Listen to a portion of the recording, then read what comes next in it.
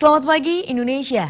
Anda menyaksikan seputar Bali terkini pukul 9 WITA bersama saya Dwi Vera.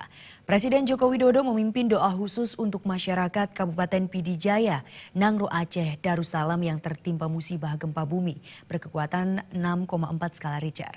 Doa dilakukan di sela-sela acara amnesti pajak di Bali Nusa Dua Convention Center.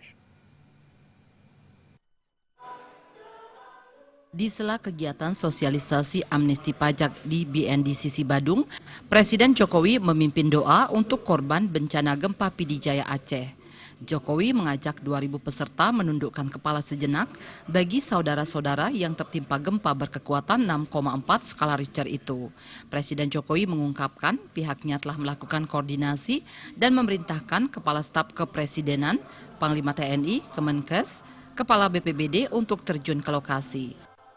Saya perintahkan kepada Kepala Staf Kepresidenan, saya perintahkan juga kepada Panglima TNI, saya sudah perintahkan juga ke Menteri Kesehatan, saya sudah merintahkan juga ke Kepala BNPB untuk semuanya terjun ke lokasi. Karena setiap jam yang saya ikuti memang korbannya terus bertambah.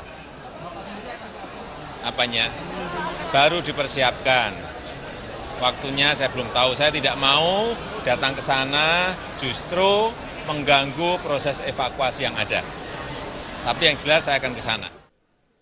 Presiden juga akan meninjau langsung lokasi gempa. Namun prioritas saat ini adalah mengevakuasi korban gempa, terutama yang masih tertimbun reruntuhan bangunan. Pera dan Artaya, Bali TV. Nantikan seputar Bali terkini 1 jam mendatang. Selamat pagi dan sampai jumpa.